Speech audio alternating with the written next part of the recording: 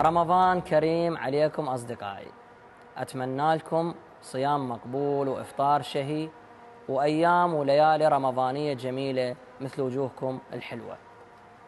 من يتخيل الكفيف يصير صاحب سوبر ماركت أو صاحب محل؟ أكيد هواي من التساؤلات راح تدور ببالكم. شلون يدير المحل؟ شلون يبيع ويشتري؟ شلون يعرف الفلوس؟ ممكن يتعرض للسرقة؟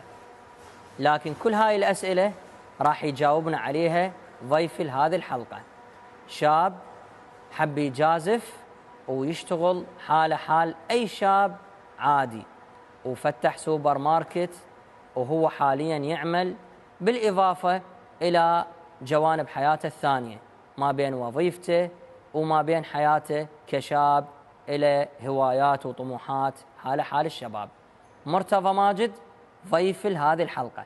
مرتضى، رمضان كريم عليك، ويا ربي إن شاء الله ينعاد عليك بالخير والعافية. علينا وعليكم تحياتي لحضرتك وللمشاهدين وللقناة وللقائمين على هذا البرنامج الرائع اللي يسلط الضوء على شريحة مهمة ويوصل رسالة مهمة. أتمنى للمشاهدين صيام مقبول وإفطار شهي يا رب وأوقات ممتعة، وشكرا لك على الاستضافة. حياك الله حبيبي. الله يحييك ويسلمك. مرتضى يعني هواية ناس